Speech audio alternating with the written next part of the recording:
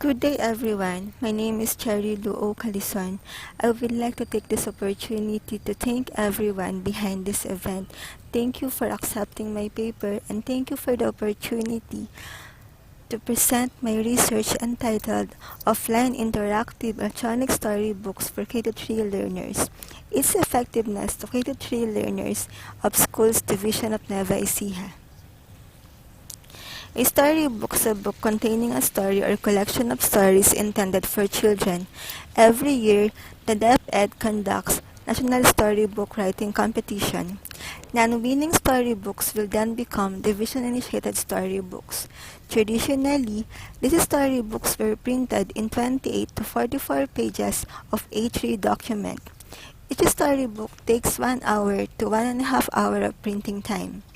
This storybook should be distributed and utilized to 611 elementary schools in SDONE, but due to lack of funds, these storybooks were stuck in LRMDS office bookshelf. The Schools Division of Nueva Ecija, Curriculum Implementation Division, Learning Resource Management and Development Section, developed and implemented a system called Offline Interactive Electronic Storybooks for K-3 learners. The users of the system were the kindergarten to grade 3 teachers and learners in 611 schools of SDONE. The researcher used the conducted pretest results as a baseline of the study.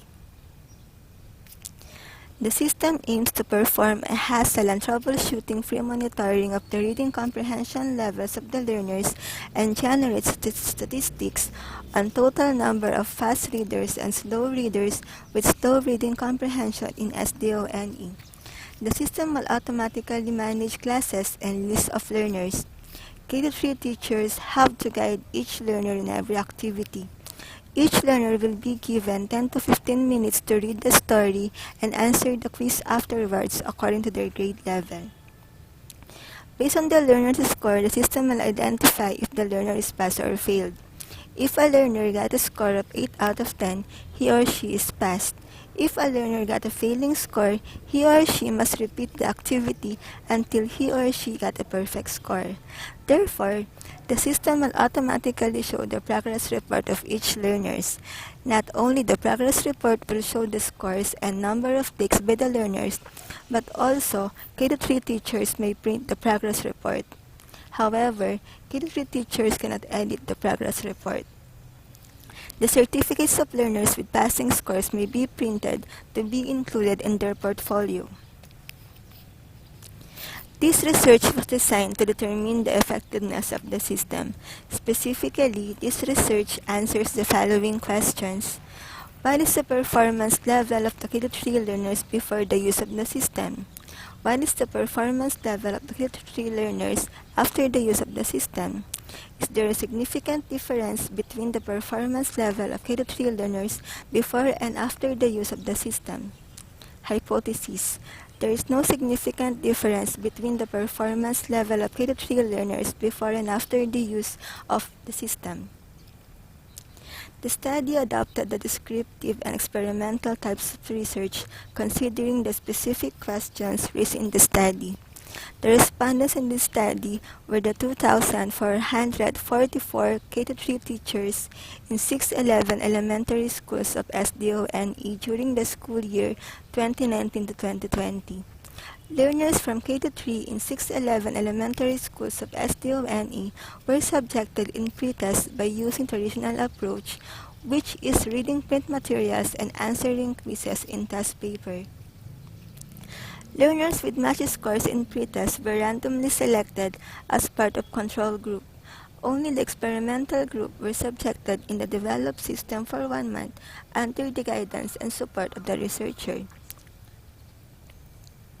The following are the breakdown of the number of respondents.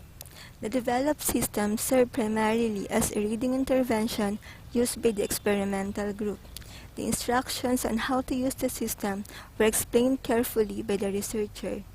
Pre-tests and post-tests of the K-3 learners are composed of 10 multiple-choice questions related to the storybook.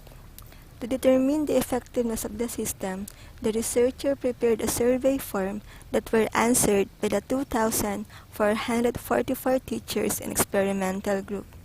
It was composed of 10 indicators where K-3 teachers are required to rate from the scale of 1 to 4, where 4 being the highest and 1 being the lowest.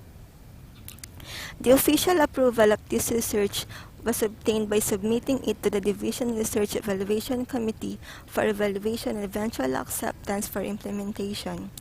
Parents were informed about the use of the system.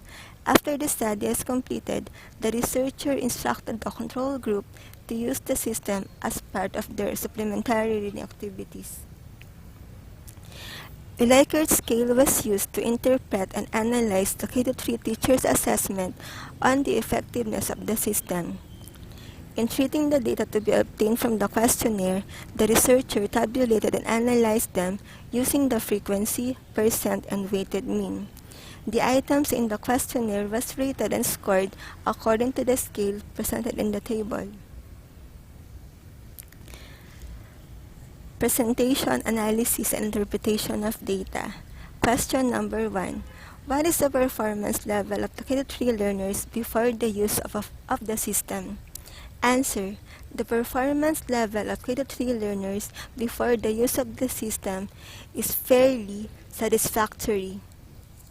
Number 2. What is the performance level of K-3 learners after the use of the system? Answer. The performance level of K-3 learners after the use of the system is very satisfactory. Number 3. Is there a significant difference between the performance level of K-3 learners before and after the use of the system? Answer. There is significant difference between the performance level of K-3 learners before and after the use of the system. Hypothesis. There is significant difference between the performance level of K-3 learners before and after the use of the system. Table 3 shows that the results of the pretest from the control group using print materials was only 5.016, while Table 4 shows that the results of the post-test from the experimental group using the system was 9.01. Table 5 shows the results of the survey form. The 10 statements to determine the effectiveness of the system obtained a verbal description of strongly agree with a grand mean score of 3.95. This further indicates that from the perspective of the K-3 teachers, the offline interactive electronic storybooks for K-3 learners is very effective.